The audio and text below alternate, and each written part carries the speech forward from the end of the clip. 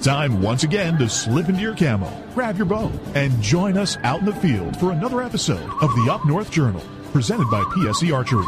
The Up North Journal crew is knocked and ready to rock for another exciting adventure. So let's step outside and hit the trail. This episode of the Up North Journal podcast is brought to you by PSE Archery, Spot Shooters Archery, EZ Kut, Packer Max, Hunter's Blend Coffee, Scent-Lok, Scent Blocker, Limb Walker Game Calls, Buck Baits, Gut Check, Stanislawski Release Aids, Copper John, Fourth Arrow Camera Arms, Wind Sense Vapor Hunting Products, and Rebel 6 Rubs. And don't forget you can catch us in syndication at 2 p.m. Eastern Time on goodtalkradio.com. Hey, welcome back, everybody. Another episode of the Up North Journal podcast, everybody. I'm host Mike Adams, sitting in the cabin tonight, all alone. Danny's not here. If you watched our live drop here just a few minutes ago, you'll realize that he is in the UP. But I do have him dialed in here via Skype. Danny, what's going on? I'm just enjoying the 19-degree weather we have up in the UP. That's what I'm doing. Good. You enjoy that. You enjoy that while I talk here real quick. Let's get a little bit out of the way here. Hunter's Blend Coffee, huntersblend.com. If you go over and use the UNJ promo code, you'll save 10% on your order. Matter of fact, let me throw that little promo code up here so y'all can see what I'm talking about here. And it is right there. And actually, Dan's name's on the banner, but Danny ain't here. So, anyway, you get the gist of it. Use the UNJ promo code, save 10%. And while we're at it, we also want to mention Buck Baits, buckbaits.com. We've been using their product in the field, and probably going to talk about it a little bit tonight. But if you go over and use the promo code Up North Journal, you'll save 20%. You better get your order in because here in Michigan, firearm deer season starts this coming weekend. And while we're at it, let's talk about Rebel 6. Danny, you love Rebel 6, I know. And if you use their UNJ promo code North Journal, you'll save 20% off of their products.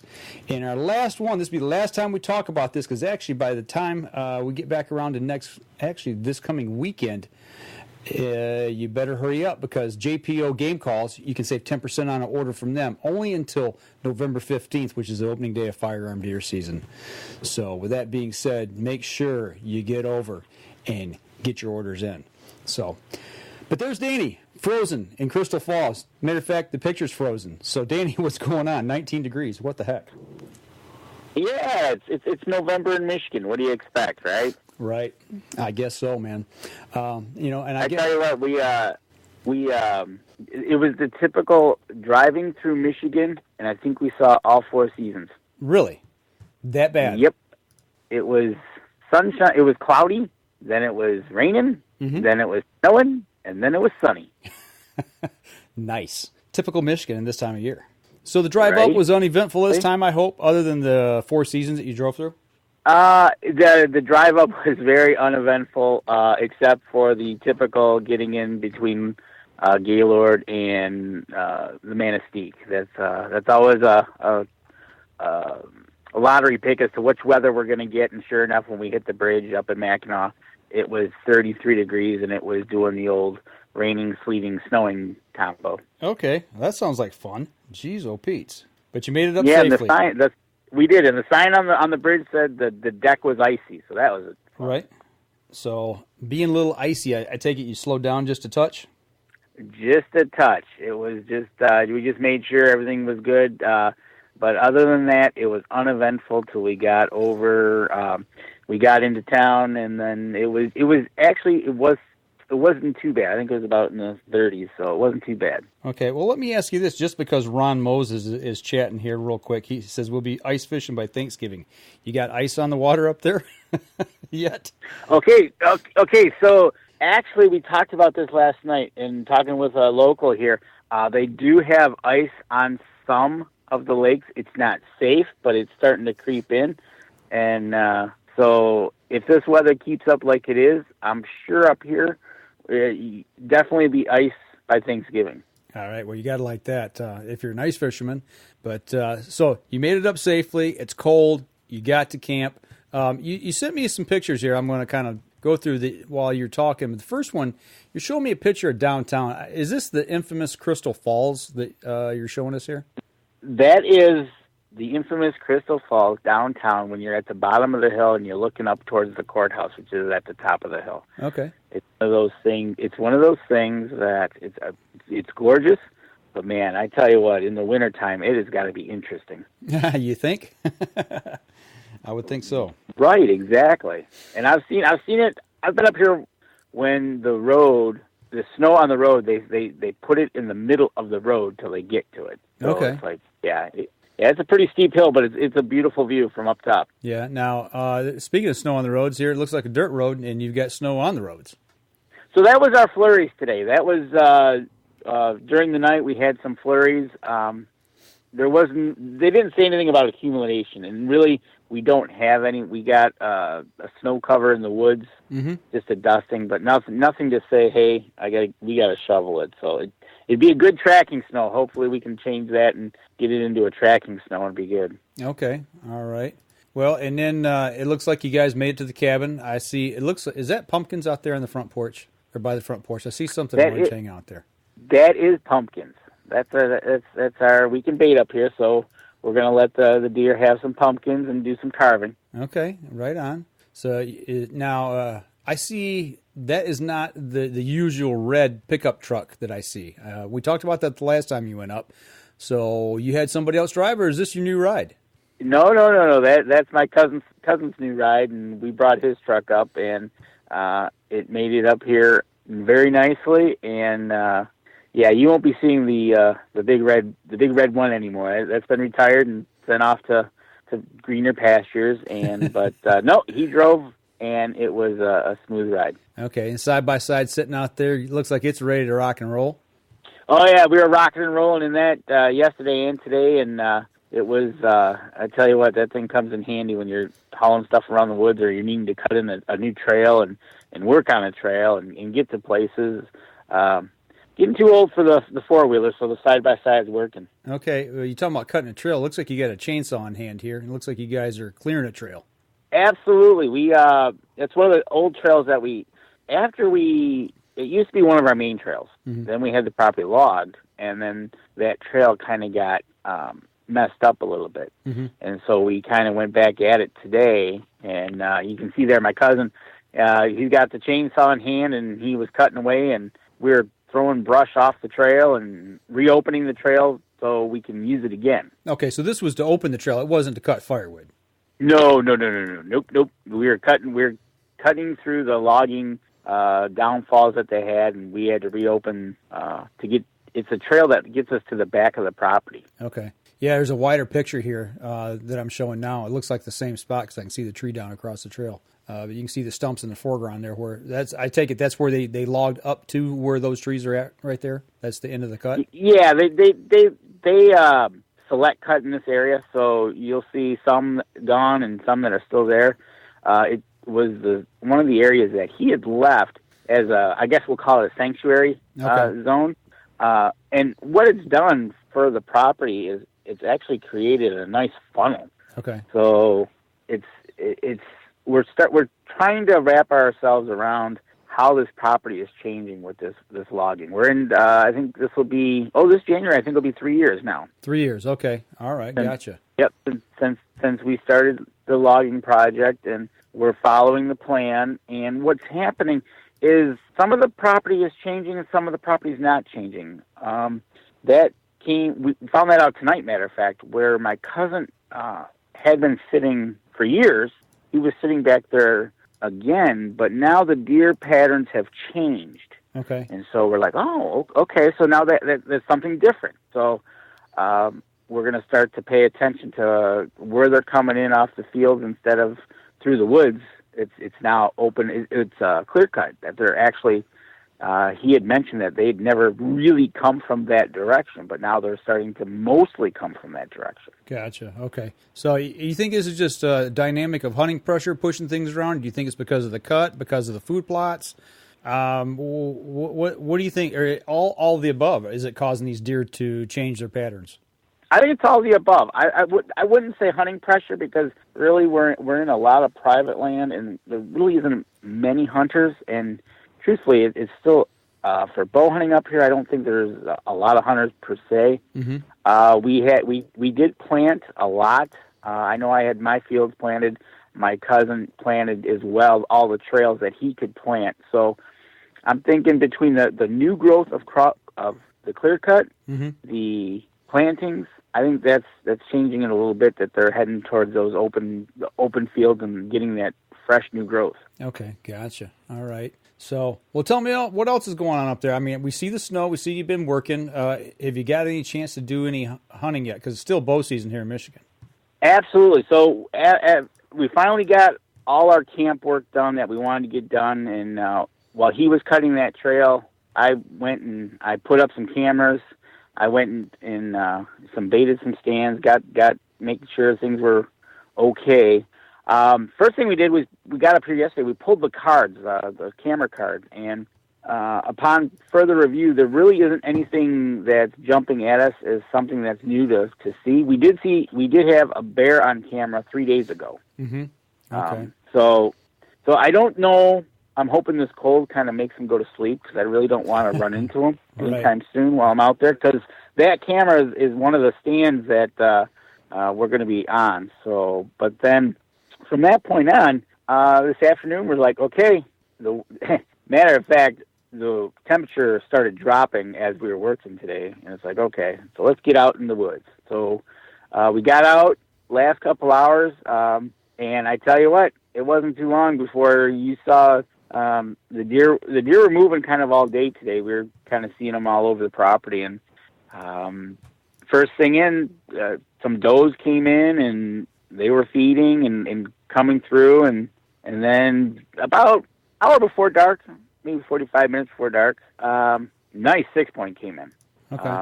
I'm trying to adhere to a 8 or better up on the property, so this 6-point, very nice. Probably 2.5 for sure, and then moments later, a 5-point came in, and Mr. 6-point didn't like Mr. 5-point. Okay. So they kind of had a little run around the woods a little bit. But then these does were kind of meandering around as well, and then all of a sudden the 5-point took off after a doe, and they went running through the woods and crashing. So it must be getting pretty close for some of these does up here. I think the more mature ones probably are getting close. So every once in a while you'd see this 5-point just start taking off after this certain doe. So she must be getting close. The 6-point really didn't care. That was kind of funny. He's like, nah, okay. But then when the 5-point got close to him, he's like, okay, get away. I don't need you. Well, it's funny you mentioned that the younger ones are doing a little of the chasing from what you're saying versus the ones who are a little older. And, we kind of saw that down in Indiana this week as well. Same thing, the younger bucks seem to be the ones that were interested. The button bucks, the spikes, the 4 points, 6 points were bumping and pushing does. And I had some buck baits out and spreading that around. And that's the matured bucks. Well, I only saw one, but from what the other guys were saying and seeing as well, the mature bucks, they're just kind of waiting. I think they wait for that visual presentation maybe, of does presenting and actually seeing the doe along with the smell maybe. I don't know. What's your thoughts? Exactly. With the doe numbers up here the way they are, and I want to say they're slanted in our area, that the big bucks really don't have to move yet, because the does are just meandering as it is. So odds are that the mature buck is not going to have to move as far to find a doe to breed. Right. Now, with that said, he's still going to have that wanting to go breed mentality. So we did see a nice 6-point drive in, which is middle of the day. So depending on how this weather's going to be cold, my thought is that they're going to be up and moving midday again. Okay. And I'm thinking that these mature bucks, as these mature does start to come into heat, I think it's going to start really getting down and dirty, especially in the next couple of days here. It's going to get cold, so they're going to have to keep moving and be on their feet. They're not going to be able to sit tight and hold out the weather. So a combination of the both, I hope, gets the more mature bucks up and moving, getting some travelers coming through the property. We got the food plots out there. Matter of fact, there was 6 in the food plot yesterday evening, right at close to dark when I was pulling one of the cameras. So Okay. they're in the area. The does are in the area, so I'm hoping the mature bucks start to come and start to visit. Yeah, well, Ron Moses just commented here as well. He said yesterday on his way back from Texas, he was driving home and he saw a few bucks chasing does along the roads around 1 a.m. to daylight. So it sounds to me like he's seeing them, they're nocturnal still. So, and that's kind of, what we were thinking was happening where we were at as well. And he also mentions that the platform there behind you and behind the gator, or not the gator, but the side-by-side, he said he likes the platform, nice platform. You got that blind on. I tell you what, that thing is I'm not going to lie. Version number 2 is awesome. Okay. We made some improvements, and I like it. And the deer really don't mind it. The deer came in tonight. Mm-hmm. I've had it up since Labor Day, and they really don't mind it at all. I mean, they watched me get out of it today and climb down the ladder, and the 6-point didn't move. He just watched me walk away. So gotcha. It's funny when they do this. We tell people about what happens up here, and like last night we were walking in the field to pull that one camera, and two of the does started coming right at us. So it's like, okay, right. Well, I'll tell you what. Do you think? Go ahead. You want to throw it to a break? Then I got a question for you. Okay, yeah. Let's go ahead. We'll toss it to a break here, our first break. When we come back, Danny's got a question. We'll continue the conversation. So we're going to step outside, and we will be right back after this. PSE Archery has reinvented the way you buy bows. From now on, you can make the most educated decision possible by basing your bow choice specifically on your shooting needs and goals. All you need to do is ask yourself, what kind of shooter am I? What do I want to achieve? PSE will help find the right category for you. So, what kind of shooter are you? Find out at psearchery.com.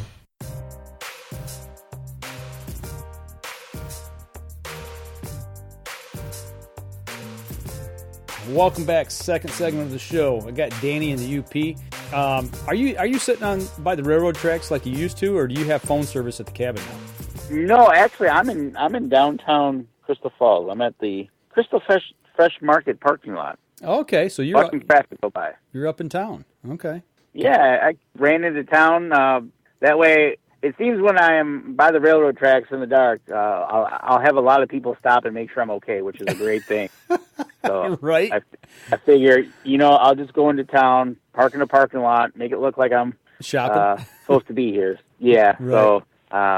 So that's where I'm at. I'm in. You're in Crystal Falls. So I got the picture back up of downtown. Where you're sitting? Is it in this photo? No.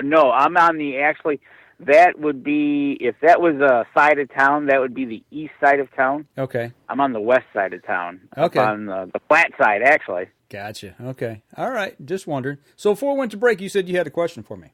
Yeah. We were just talking about Ron Moses. Yeah. Seeing deer chasing at night. Yeah. In Indiana, do you see a lot of deer? Were you seeing a lot of deer out in the fields during the day, mid-afternoon, or anything like that? Or were you kind of, because we haven't talked since you were in Indiana and I came up north, and I was kind of like thinking, so is there like a morning hunt, or is there a midday hunt, an evening hunt? It depends on where out on the property, and that's one of the things I learned. I went into that whole situation blind.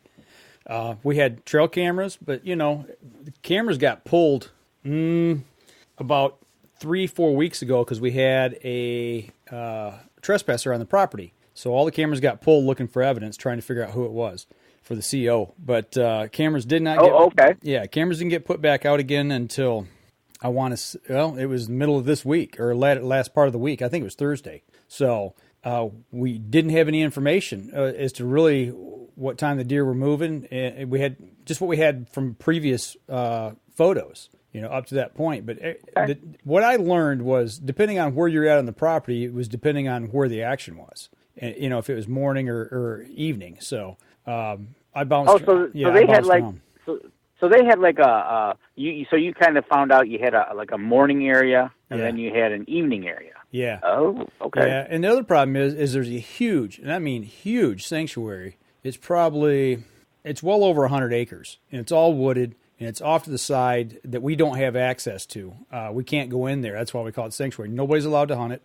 So the deer can feed in the field, go in the sanctuary, and it's like, oh, well, hey, you're screwed. But they do come out of that, right. And they filter in the woods on the north end and work their way from the north end along the creek up into the CRP fields where I was hunting. And then eventually, that's a bedding area as well. And then in the evening, they're working their way through the back end of the swamp, which is on the north end of the property. At least that's kind of what I found out, spending the week there. Oh, okay.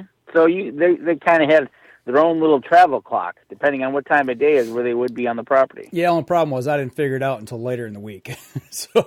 But then it was a little too late. But lessons learned, right? Yeah, it was really interesting trying to learn that property in a short time. And, the one thing I ever asked that I really wanted out of this week was to have an encounter with a big buck. Just an encounter and an opportunity. And, we'll talk about that later in the show. But because Ron Moses, he says, I want to hear the Indiana story, LOL. So he's probably waiting on some of the things that I was posting so he can hear what happened. Exactly. So shout out to a couple guys and gals that are watching. Your daughter Kelly's watching. Along with Ron is Craig Hawley, and AJ Rico is also watching. And the guys and gals from Buck Bait says good luck. So nice. That's awesome. That's another thing. As you were talking about, like timing, right? So this evening out, like I said, the 6-point and the 5-point came in, and I'm hoping sometimes it seems we have like a golden hour in the morning. It'll be about between the 8 and 10. Mm-hmm. It'll be either quiet and then all of a sudden stuff happens, or it'll be busy and stuff really starts happening. But it seems like we have that on the property. We've always noticed it gives them a little, like an hour after or a little bit, and then all of a sudden things start to happen. And here, like you said, Buck Baits, I got a couple things. Got a couple prototypes in my hands that I'm testing out for him. Okay. For them at Buck Baits. So I got them. I'm working on them. I'm giving them feedback, but we'll see how that works out and where we go with the prototypes, and then we'll give him the feedback that he wants to hear. There you go. Well, I was using their product quite a bit down there and had some interesting reactions. So, we'll talk about that a little more after we get done talking to you about your hunt. And Ron Moses, he said what he noticed was as he was going through Indiana, they seemed to be moving across the big fields at night and then next to the wood patches and using the ditches a lot. And that's kind of, they really weren't moving across. The fields where we were so huge. I mean, 400 acres of that 600 is fields. So they would jump across the field from the sanctuary to the wood line and then start working their way up through the wood line. That's kind of the way we experienced it at our place. So in the ditches, that's kind of what I was hunting was dry creek banks or creek beds. I was down in the where it was wet in the spring, but it had dried up and between two CRP fields, working a pinch point through there and off of where it dropped down into lowlands off of the fields. But okay. So because up here we're dealing with it's all big woods. There's no fields, farm fields or anything per se. So we're dealing with the swamp. We're dealing with the hardwoods. We're dealing with the logging. So they tend to jump out kind of anywhere, right? And or walk in anywhere. So there isn't a pattern per se that they're always coming from one direction. They're kind of like all over. Well, and you're hunting in big timber. I mean, it's just big tracts of timber. Like you said, there's no ag fields there. So the food they're getting is, natural forage or the food plots that people do put out or bait. Yep, exactly. And so, it'll be no problem. For what little bait we are up here and put out, they eat it. And if it helps them get through the winter, I'm glad to do it. Because they don't have that big ag fields to sit and have breakfast, lunch, and dinner on. Right. Well, I got a picture here that I found really interesting. I didn't know you had tall deer up there, or elk, small elk. What's the story of this rub, man? This thing looks like it's about 5 feet long.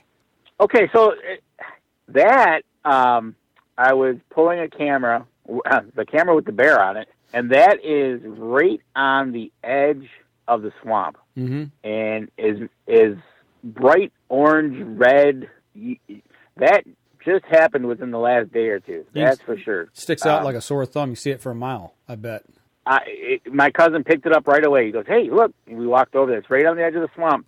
I don't think you can see it, but where the main part of the rub is, I think if you're facing the picture to the left, is where you can see the tines from the other side digging in. Gotcha. Yeah, I see. I kind of see what you're talking about.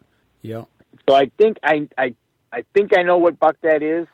If it was that 6-point I saw tonight, it would fit. But I'm hoping it's his grandpa or something that I'm going to see here soon. Yeah, that's a lot of wear and tear for a young fella, I would think.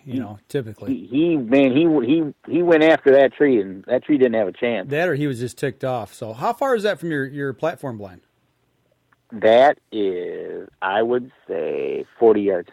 Okay. All right. Well, I'm showing a picture out your front window here of your blind. It's right on the edge of the swamp.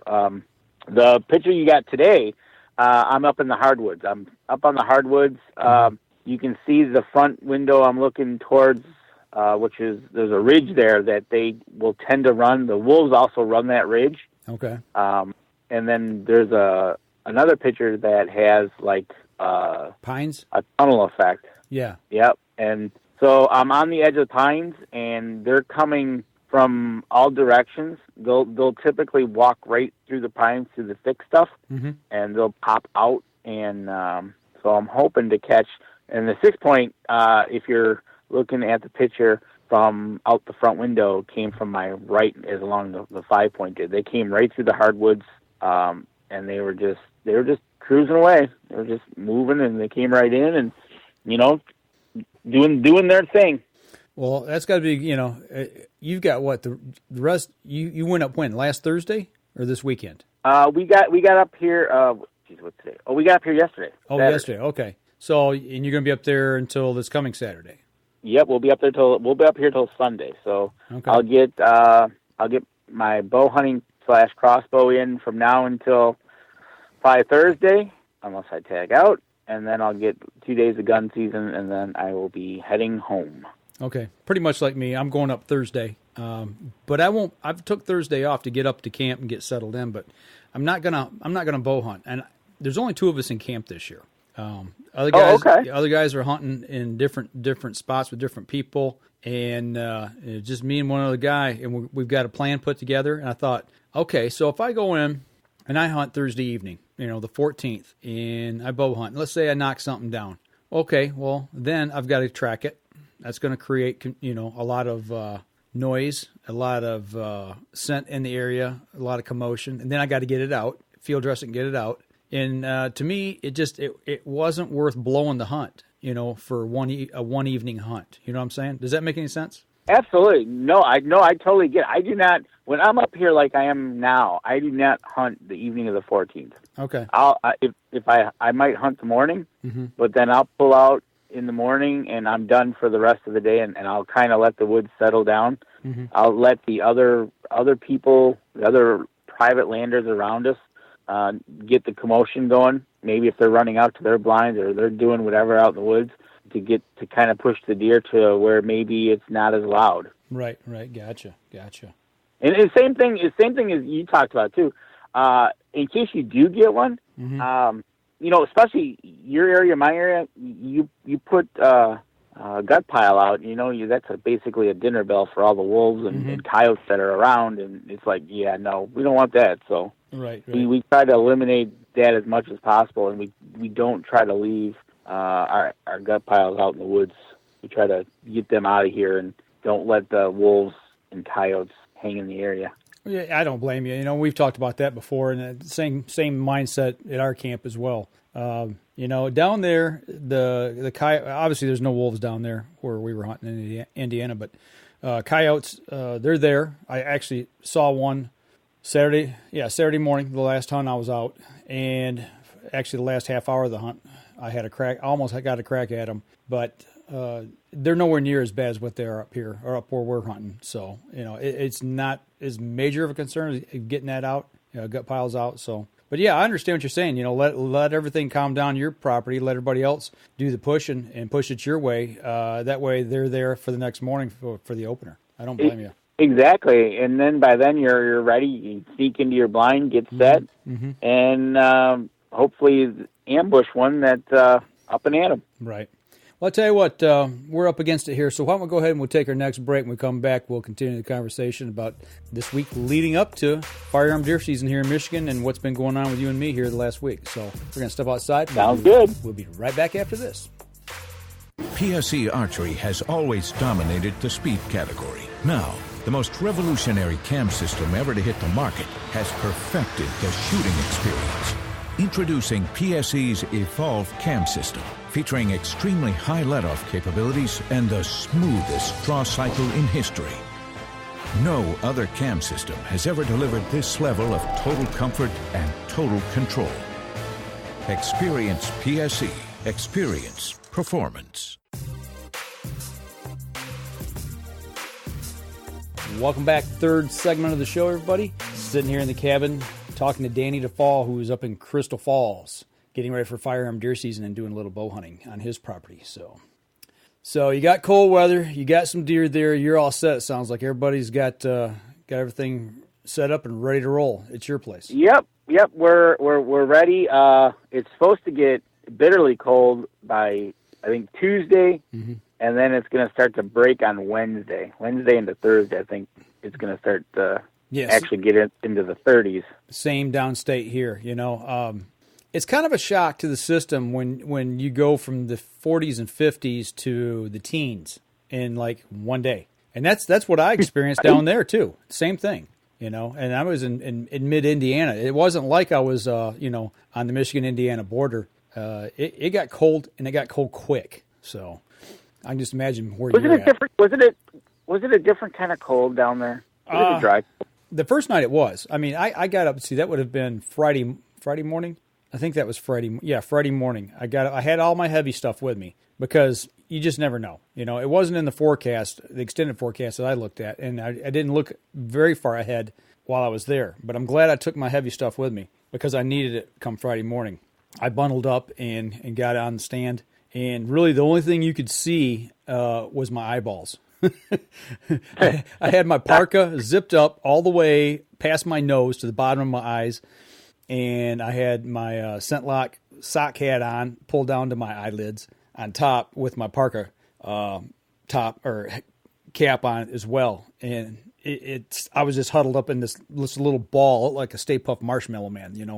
My suit kind of puffs up and it has the microfiber fill to keep you warm. And I did okay except for my feet. The boots I got, very, very disappointed in them. And I don't know who makes them for Cabela's, but I've had them for a couple of years. And I've had issues before, but I had 2 pair of socks on and my toes froze. I spent 4 hours in 19-degree weather. Well, it got in the low 20s, like 22 by the time I got out of the woods. Wow, balmy, right? Right. So, when you went down there, you had a game plan. And like up here, the weather can be from shorts to, like you said, you look like the Marshmallow Man. I totally agreed.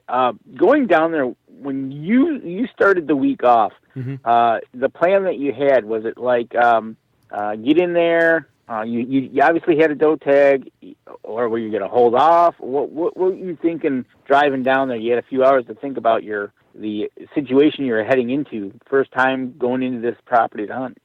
My mindset, I got down there on Saturday afternoon, and actually I was late getting into town. I just drove right to the woods and met my buddy Dan Carr down there. I got a picture up here.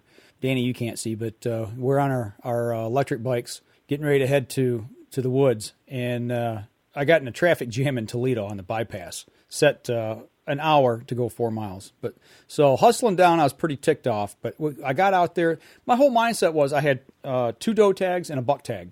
It's called a deer bundle, and that's the way they sell their tags. If you buy them that way, you get an extra doe tag pretty much for the same price.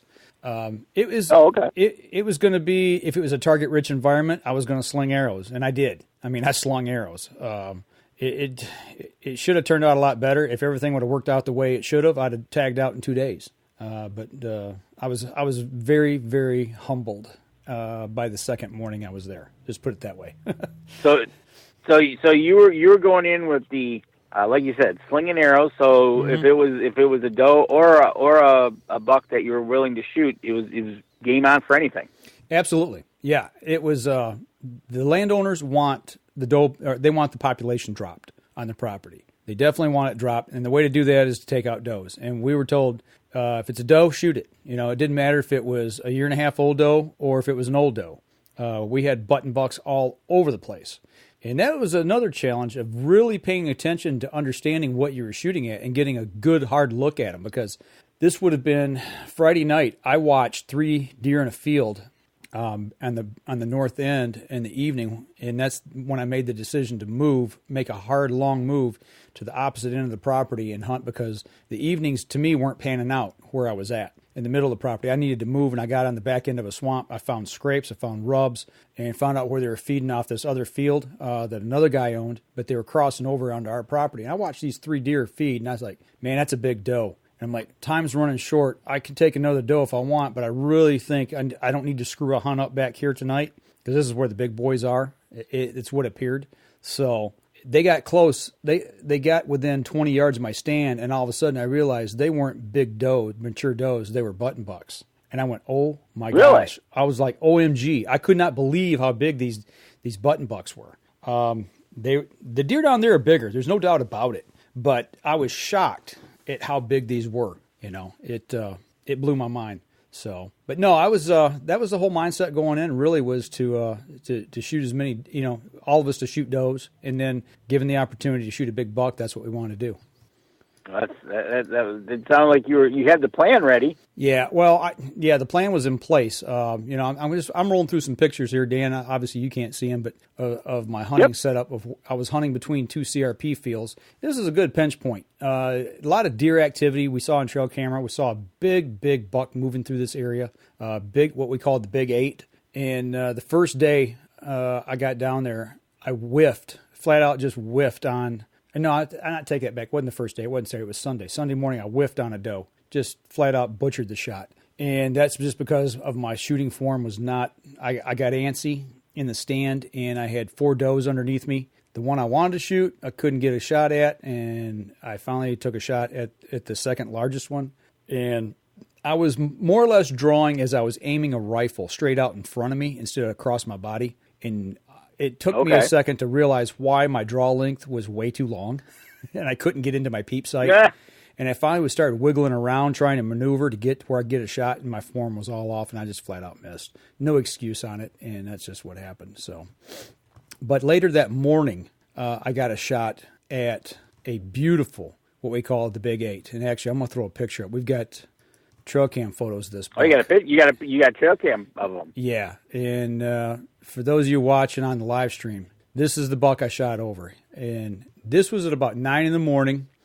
Let me go back to the picture for those of you sitting here. Hang on one second here. Sorry, Dan.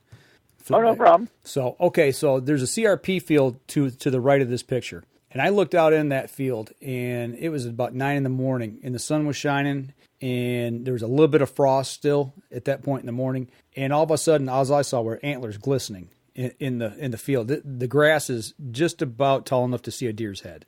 And I saw the head turn one way and then turn the other, and I'm like, that's a wide boy, and it's tall. I said, that's a shooter. But he turned and went into the wood line behind me, and I'm like, well, I gotta do something. So I grabbed my grunt tube out and made 2 soft grunts at him, put the tube down, and waited. And all of a sudden, up the creek bed, here he come. I could see him coming from probably 100 yards away. And as he worked his way up, I'm trying to frantically find my rangefinder, because he's coming in a way that I knew I hadn't ranged anything behind me, because it's just so thick. I'm like, hadn't ranged. Yeah, there's no way that I could see anything back there to shoot through. But if he cleared it and came across to my right side, the right side of my tree, as I was facing it, I'm like, I'm going to get a shot. Could not find my rangefinder. It was down in my bag instead of hanging around my neck. Long story short, I looked at a tree, and I said, if he gets to that tree, that's a 40-yard shot. Because I looked at my 40-yard tree at about a 90-degree angle to my right, and I'm like, you draw that imaginary line, that arc, and I'm like, yeah, that looks the same. That's pretty close. So he comes through, there's a deadfall, and he passes in front of it, and he gets right in front of that tree I thought was 40, and there's some tall weeds there, but I can see his body perfectly. He steps out, and I'm like, okay, he's about 36 yards, it looks like. I said, I'm going to go with a pin gap, 30, 40, and hold it just a touch high. And when I fired, shot, went right over his back. I mean, just as plain how far did you miss him over his back? Oh, an inch or two. I mean, it didn't hit him. There's no way it hit him. I know it didn't hit him, but it wasn't like it was sky high. So right, he jumps and stands there and looks, and I'm like, okay, he didn't hit him. He doesn't know what it was, and being a mature buck, he just kind of like, okay, forget this, I'm out of here. And he turned around and he walked off. He walked off back the same way he came in. So, I made a mental note of that, where he was headed. But I finally dug the rangefinder out of my pack and ranged it. It was 22 yards. I'm like, there's no way that's 22 yards. There's no way in the world. And I ranged that spot for the next 3 or 4 times I was in that stand through the week. I kept rearranging it. I'm like, it is 22 yards. And I thought it was, 36.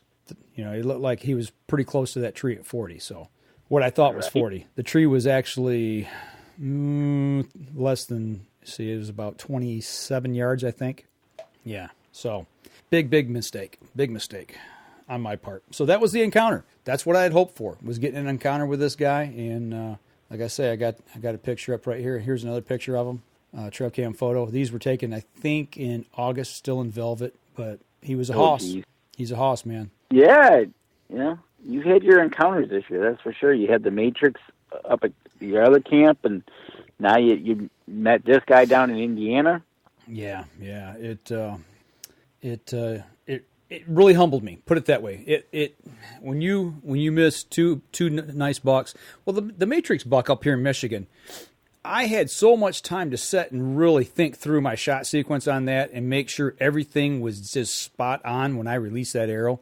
I knew when I released that arrow, he was a dead deer walking. But like I said, that's the buck that jumped. He jumped the arrow, and it went just underneath him. Right. But this one I just flat out blew because I misjudged the distance. There was no excuse for it. I don't judge distance well.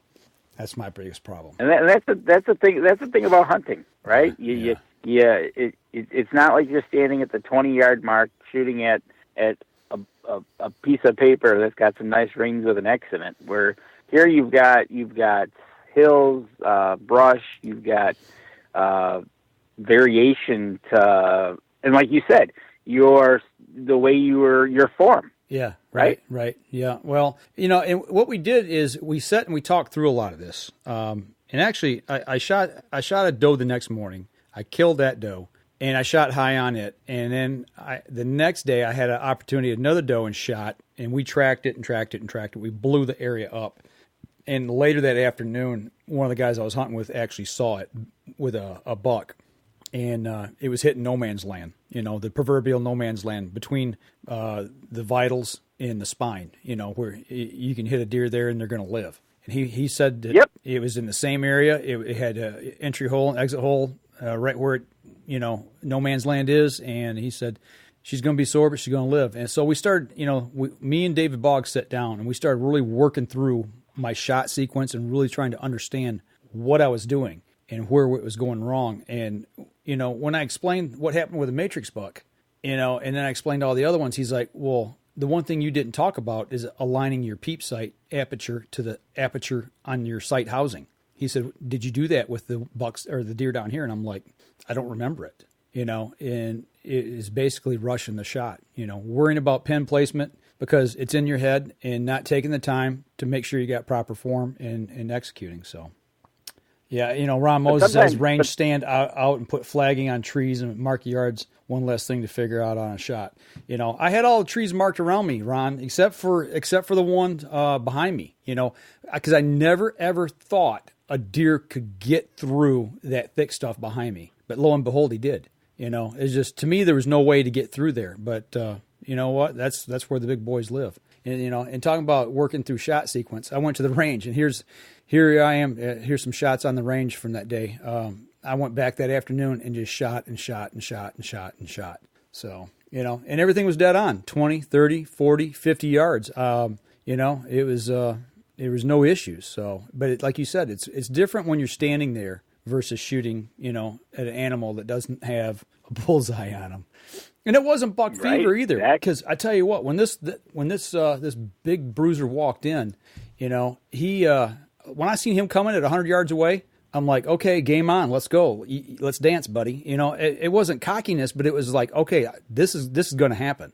And I was stone cold and settled. I just misjudged the shot. And actually on him, I actually had time. And I canted the bow, made sure it was canted correctly with the level. I was absolutely level. I made sure I got the sight housing correct. I mean, I had time to do all of that.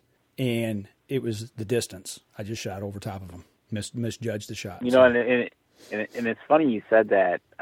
You didn't think the buck would or the buck would come through that. And one of the things that I do is I try to think of, I notice where the deer are all coming from, and I try to figure out what's the one spot that I don't think they're going to come through. And it's like, okay, what if they do? Because I guarantee you 9 times out of 10, that's the one you're going to want is coming through. Hey, I haven't had a deer come through this way all week. And all of a sudden, the one that does is going to be the one you're going to want to shoot. Right. Yeah, I hear you, man. It's like I said, it was very humbling. I learned a lot, on this trip. But like I said, it's, people look at you, they look at you and me, and they go, oh, you guys, you do a show, you guys, you work in the industry, these people, you guys, you shoot all the time, you guys must stack a lot of deer. It ain't about stacking a lot of deer. It ain't, and we make mistakes. And I guess, that's the one thing I was talking with Ken Cicluna via Messenger, and he got beat up pretty bad this week when he made, was asking for help on a shot on a big buck that he had, and he couldn't get it. He couldn't find it. And people are beating him up over it. But I told him, I said, you know what? I said, let that stuff go. I said, because you know what? We all screw up. And I screwed up. I've screwed up a lot this year. And I'm going to spend more time this coming year practicing. I can tell you that right now. I'm going to figure out a way that I can shoot from a platform, if I got to build one, and make sure that I get it right. And start practicing judging distances more. I used to do that a lot, but I haven't done it in a long time. And obviously, it really hurt me this year. But don't be afraid to talk about the mistakes you make in the field, guys. I mean, that's how we all learn. Well, and, nobody's perfect. So, well, by talking about it, we never knew or didn't even consider what you call the matrix buck, that the broadhead was making a noise. So it's like, oh wait, so next year we already started talking about, hey, let's get some broadheads and see what's going on. Maybe there's something to that. Right. We never heard that before. And and Ken getting beat up by these people, I bet you if you go look in the mirror, yeah, they're not the 100% every time I shoot I get one. Right. No. It wouldn't be hunting if you didn't have those stories. Well, and that's what makes stories. I mean, honestly, what do you sit and talk around the campfire? Yeah, man, I just can't believe I missed that buck, or I can't believe I screwed that hunt up. I'm sitting there and my chair squeaked, or I mean, whatever it is. Those are the things you look back on. Wouldas, couldas, and shouldas, and that just makes the ones that you do get just that much more enjoyable. And actually, I tell you what, let's take a break because I want to come back because this doe that I got, there is a little bit of a story to that as well, and I want to talk about that before we wrap up tonight. So. Let's step outside, take our last break. We'll come back and we'll kind of wrap up what happened down in Indiana. We'll be right back after this.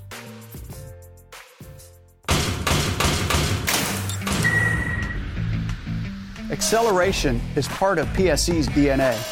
PSE pioneered the speed movement.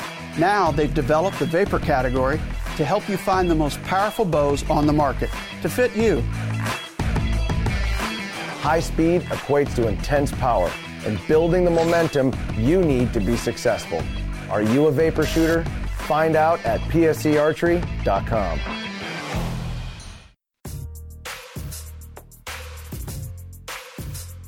Welcome back. Last segment of the show, and I'm out of Hunter's Blend coffee. I need some more coffee. Ron Moses just said, mistakes make the best stories sometimes. And he says, I got plenty. Don't we all? See, that's hunting. If we didn't, it'd be called killing instead of hunting. So, I'll remember this trip for the rest of my life. You know, as long as the good Lord allows me to keep my memory, it'll stick with me. But yeah, I actually I made the leaves change colors on was that Sunday? I'm trying to remember. Well, before we get to that point, before we get to that, you know, after I missed that the buck and the doe all in the same morning, I was feeling down. I went to the range, and after that, the guys down at Katawi Range, they were pulling their 3D targets. So here's a picture of all of us out. I went out and helped them pull 3D targets. I said, what better way to make yourself happy than see a trailer full of animals, even if they are made of foam? Right. So we went out on their range, and here we are pulling the targets off of the range. But my question is, Danny, if you had to pull an elk target, how would you pull an elk target? What would you use? Pull an elk target, a 3D elk target? Yeah. You've seen them out there. Yeah, they're huge. Yeah, well, we used a tractor. There's a front loader right there. there. Picked it up with a fork. Yeah. Okay. He had a front loader, so that's what we loaded it with. But yeah, so. But we got out and did some more hunting, and this young kid with me, that's Derek Getson. He worked down at the shop down there. He's a Moss Elk Pro staffer. We got him on our gamekeeper staff, and the owner of the shop there next to him, that's Tony Gertz, there of Katawi Range. But we went out hunting, and on this particular evening, Derek was actually lucky enough to score on a big mature doe that he shot. That's a picture of him and his doe there. And while he was out there getting it out of the field, I started taking pictures. So here's him trying to drag it underneath a tree, a downfall tree. You know, I was having a little bit too much fun, I think, at this point. And we helped him, you know, figure out how to gut it properly. So this was his third deer, but he was asking for some help. So I cropped most of the picture off there. You can see a little bit of the guts, but there he is working on his deer.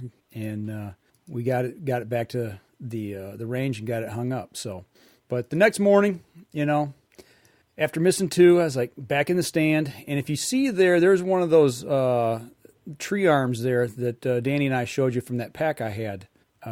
Holding up my backpack there. I tell you what, those things work great. And we'll talk about that more at some other point. But yeah, I shot a doe. She came in, and she was with three other deer. And I managed to get a shot on her. Shot her a little high, but we tracked for about, I seen where she ran. Didn't find blood, couldn't find the arrow. And I was like, oh, here we go again, you know. And I walked out to the two track between the two CRP fields, and that's where I found first blood. So, and once we found first blood, it was pretty much, you know, we knew where she'd went. We started following the blood, and actually I let her lay for probably, I don't know, an hour. Well, maybe not that long, about a half hour. And I started to track a little bit, and I heard a doe blow at me as I approached that two track, and I seen another doe get up and looked like she was trying to walk and disappeared behind a deadfall. So I just backed out. So like I said, we waited probably a full hour. And then Derek and I got on the trail, and I was like, okay, I think she's over here behind this deadfall. And as we approached up towards the deadfall, we heard something, you know, like a big crash in some bushes. And then it was just silent after that. And I said, I think that was her. I said, that sound came from right behind that deadfall. And we're right up against the creek. I said, I'm going to step up on the deadfall on the trunk, and I'm going to look over and see if I can see. And when I did, I saw like water, not splashing, but just kind of moving, like ripples in the water. And right. I pointed down. I said, I think she's in the water. So I got over next to it where I could look down this embankment. And if you look in this picture there, right next to the tree, you can see her laying in the edge of the water. And when I say embankment, she went swimming. Yeah, she went swimming. She fell down the embankment. It's about an 8-foot drop down into the creek. As a matter of fact, here's a picture of me. I'm already down on the edge of the water. You can see the opposite bank there. You can see how high that is. And it's that way on both sides. So I maybe got over next to her. There she is down there in the water. You can see her there. And I'm like, okay, now I got to get in the water to go get her. So I sent Derek back to my Jeep to get a rope. I had a lifeline, an extra lifeline. It was in my Jeep. I said, get that. He had a basket because he was on a Rambo as well that had a deer cart. So he went to get the cart and my rope. And then we pulled her up out of the creek and got her up on the embankment, and I was able to take a couple quick photos. But yeah, you can see the embankment there behind me. And I was wringing wet after it took both of us to pull her up that thing. He had to tie it off and hold on so I could get up, and then we both pulled the deer out. So I was afraid he was going to let go and drop me in the river. Send you swimming. Yeah, right. Well, I went in. It was probably, I don't know, foot and a half deep. You know, it wasn't over my boots, but it was pretty close. So. Yeah, still it's water. Yeah. It's probably cold. Yeah. Oh, it was too. It was cold. It was cold. But there's me and the doe in front of the lean-to there. That's our little parking area where we're always parked at, and all the old farm equipment there by it. So it's just kind of a neat shot there. But when we got back to camp, you know, the first thing we did after I gutted it out and washed it out and cleaned it up and everything is this, we went ahead and skinned it. But he had the heart from his deer and the heart from my deer. And he says, "You ever had deer heart?" I'm like, "Yeah." And he said, "Well, I've never cooked it, but I'm going to try." And he did. Here's a plate full of deer heart. And how did it come out? He did a nice job on it. I have to admit, he did a real nice job on it. It was very good. Did it on the grill. Did he cook it? Okay, he did it on the grill. He didn't cook it like David Boggs did. No, I mean David's friend. Yeah, David White. Yeah, very similar. Okay. Very similar, but not quite. This was on a grill versus in a frying pan. But I tell you what, it was really, really good. So. Really? But after we got done with all that, well, what's the next thing you got to do? You got to start butchering deer. So that's Derek's deer hanging up there in the back end. And luckily for me, I brought some stuff to actually do some butchering with. There's a pile of bones and rib cages and spines after we got done cutting deer up. In this picture here is meat where we started taking it off the bone, deboning it. And see, that's the thing. Indiana, I had to debone everything to bring it back. You can't bring it back into the state of Michigan. All you can bring back is the meat. You know, you can't bring back bone. So that's what I had to do, and I had to be prepared for that. Make sure that we had it done that way. And there's some more deer legs. And if you look in the top of that picture, you'll see the lopping shears, my EZ Kut loppers, G3 loppers that we use to cut the legs off with. And actually break them down, break the spine off, cut the spine off at the rib cage to actually shorten them carcasses up a lot. So that helped out. But the one thing that I made sure is I brought my vacuum sealer down because I knew the process I was going to have to go through it. I was going to have to take time, debone the deer, go ahead and cut it up, prepare it, wash it, clean it, and go ahead and get it in bags. And they had a freezer there, so I just put it in the freezer, and that way I could put it in my cooler and get it home without it, ruining. So. Yeah, and that works out good. But there again, it took you a few hours to get that process done, so you had to incorporate that in your week. Well, I've talked about the same thing. If they ever do that to you guys in the UP with CWD, if it ever gets into your area, you're going to have to do the same thing. Matter of fact, we talked about that on our way up. Is what if? And we're going to have to plan. If we get deer, you're going to have to plan a half a day. Because it doesn't happen in 20 minutes. No, actually, I was showing Derek a lot. I mean, that was the thing is, I think he said it was his third deer, and he'd help other people break deer down. But I mean, we went through the whole process. He's like, I want you to show me how you do yours. I want to show me how you take and cut it all up and package it and get it ready, for table fare. I was like, well, I ain't a butcher, but I'll show you how I do it, and I'll show you how my dad taught me. And I said, and we'll go through the process. We started. We got probably 5-6 hours into this doing 2 deer. I mean, at least 5 or 6 hours a piece, Right. Spend the time doing this. And, but when we got done, you can imagine that back room in that garage smelled like dead deer carcass. You know what the smell smells like. Yep. Well, like a butcher shop. Yeah. I had the Oz with me and I turned the Oz on. Hung that back there and got that thing going, and it totally eliminated the smell. I hung it on the gambrel, and we just let it run for a couple hours, and it did the number. It cleaned it right up, and you could not tell that anything was taken, there in the back end of the shop there. So it worked out really nice. That's awesome. But I want to show a couple videos here real quick, and I know, Danny, you can't see them, but this first one, I'm sitting in a tree stand one day, and you look up here in the center of this video, there's a squirrel. And the squirrels down there are big as barn cats. They're huge, and they're everywhere. Well, this little guy, you can see him. He's knocking leaves down. He's cutting branches. He's cutting. I'm sitting in an oak tree. He's cutting. I think that was an oak I was in. Maybe it was. Maybe it was a maple. Anyway, here he comes. Starts to scurry down the tree, and he's just making all kinds of racket. And I'm like, okay, well, where are you going? This is the tree that I'm in. Oh, wait, he's coming right down at me. Is he going to jump on me or not? And I'm like, okay, which way are you going to go? He's on the back side of the tree. Oh, but no, right there he is, right in my face. He sees me and goes around the backside. So that was kind of funny. It was one of the moments I just happened to get the camera out, and it was fun that I had it there and got to take a little bit of a picture. So that was pretty cool. The other thing I wanted to talk about was the sunsets down there. At this time of year, I don't know what it is about being in that part of the Midwest, but the color of the sunsets was absolutely breathtaking. I mean, golds and orange and yellow and red. It was in this next picture here, it's a little bit blurry because I couldn't get it to focus because of the low light, but you can just see the colors popping. It was just simply incredible. But I will say the one thing that was not incredible, and I call them the spawn of Satan.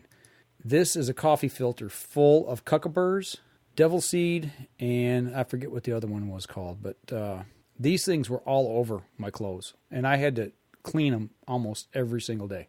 And this is just from one day. Almost, right here. It's just, almost had to shave them off. You couldn't shave it. You had to take your fingers, and actually my fingers in my thumbs, my index finger and thumbs on both hands there's no. It wore my fingerprint off because I can't even use my thumbprint to open my phone right now. It wore it off until they grow back. I mean, every day I was doing this, and I tell you, it's horrible, absolutely horrible. I want to see. I got another video here. I'd like to try to show if I can find it here real quick. Might take me a second. Well, while I'm talking about this here, Danny.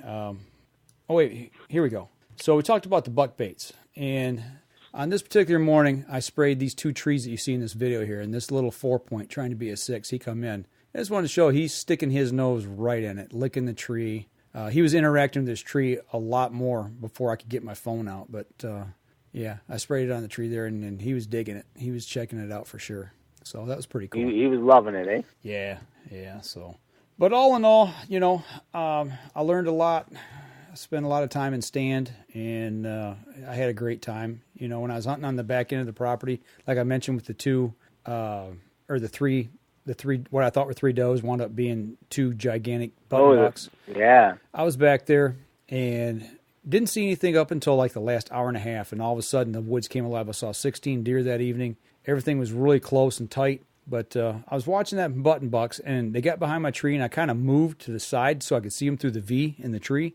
And a doe busted me that I did not know was anywhere around. She was about 45 yards in some thick stuff, and she started stomping her feet. And then she started blowing at me. And while she was blowing at me, she started. She must have blew 15 to 20 times. And then all of a sudden, I was like, okay, she's blowing like crazy. I'm going to count them. See how long she blows. She blew 42 more times before she quit. 42 more times, and she blew at least 15 to 20 before I started counting. Yeah. Jeez. So I wanted to put a bullet in her head. But as soon as she left, a nice, what I would call a nice typical Michigan 8-point came in. Probably 90, 100-inch deer. And he walked with it. There you go. He walked around, made freshened a scrape up, rattled on a tree a little bit, started to walk out, got the grunt tube out, grunted him back in. He came around right behind the tree. He gave me a perfect broadside shot at 15 yards, stood there for probably 30 seconds to a minute. But it just wasn't what I was looking for. Give him a pass. And right, exactly. You got. This is the thing. You got things on camera that tells you not to shoot that buck. Yeah. So, and here's one last video I'll show before we wrap up the show. This is I was hunting in a different stand, my other stand I had set out, and it's 2 6-points. They're at 35 yards. They're just cruising through that morning, nice and early, just checking things out. And actually, the second one here, I think he winded me. The wind had changed directions on me that morning and was blowing that way, and away he went. So that's a couple of little videos that I got to shoot while I was down there. But yeah, all in all, it was a great trip. I can't complain. I had great encounter with a great buck, and it just didn't happen. Didn't materialize. And all it's going to do is make me shoot more this coming year. So, and learn. Live and learn. Yep. Ron Moses says, reverse masking tape around fingers. It wouldn't have worked, Ron. These were in so tight, these little ones. Regular Cuckoburrs, those weren't too bad to get out. But what I call the spawn of Satan, the devil seed, these little things about the size of a BB, and they were embedded so much you had to dig to get them out, and it was painful getting them all out by the end of the week. My fingers are still raw to the touch. So, but all no, it was a great time, and hopefully things will work out and we'll get to lease again next year, and we'll be back at it again. We're already talking about next year and what we want to do.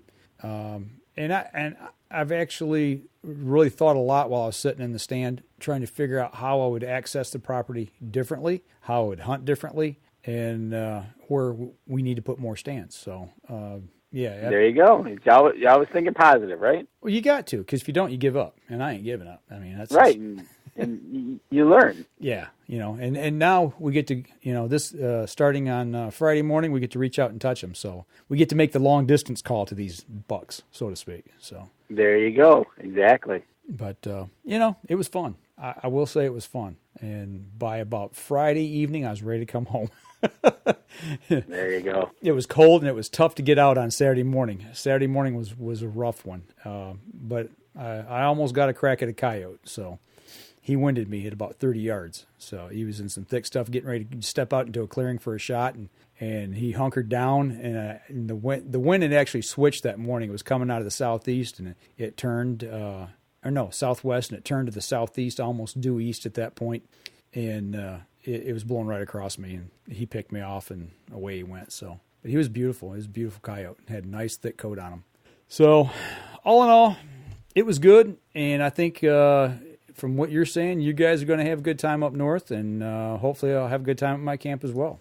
And hopefully we have both good reports next Sunday night. Yeah, and we got to get a hold of Ken. I want to hear the whole story on his situation. So, talk with him. And absolutely, we got to hear his story, and we'll let everybody else hear it. Yeah, absolutely. And we got a lot of people on that kind of started tuning in through the show that I haven't mentioned yet. I just want to thank everybody for tuning in tonight. And you guys get out there. Have fun. Be safe this week, especially you guys here in Michigan. I know Indiana starts, I think, on the 16th for firearm. Michigan starts on the 15th, which is Friday, and a lot of other states are starting to pop. So everybody get out there, have a good time, but most importantly, be safe. Think critically before you pull that trigger. Make sure you have what's behind that target or behind the animal before you shoot. Don't want to hear about any incidences of people getting hurt out there. So y'all be safe. And that's right. Danny, you be safe, my friend, and we'll be talking here real soon. All right. Okay, so for everybody here on the live stream and the podcast, we're going to go ahead and sign off, and y'all take care, and we'll be back again next week. And don't forget, you can catch us in syndication at 2 p.m. Eastern Time on goodtalkradio.com.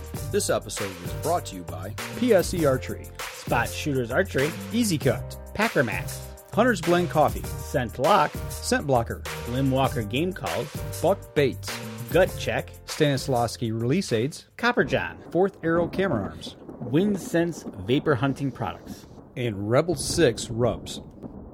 Thanks for listening, and join us again here next week. Until then, remember, as we always like to say, if you're out on the water or in the woods, shoot straight and be safe until next week on the Up North Journal.